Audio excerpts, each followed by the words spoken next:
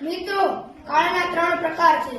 પહેલો ભૂતકાળ, બીજો વર્તમાન કાળ, ત્રીજો ભવિષ્યકાળ. ચાલો આપણે તેની સમજૂતી મેળવીએ. ભૂતકાળ એટલે શું?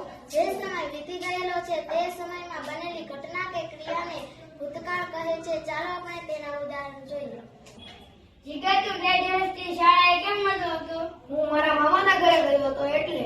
તું તારા મામાને ઘરે કેમ ગયો હતો? ત્યાં મારા મામાના લગ્ન હતા તેથી. હવે આપણે વર્તમાન કાળ સમજીશું. જે સમય અત્યારે શરૂ છે તે સમયમાં બનેલી ઘટના કે ક્રિયાને વર્તમાન કાળ કહે છે. ચાલો આપણે તેના ઉદાહરણ જોઈએ. તું શું કરે છે પ્રિયા? હું લેસન કરું છું. તું કયા વિષયનું લેસન કરે છે? હું ગુજરાતી વિષયનું લેસન કરું છું.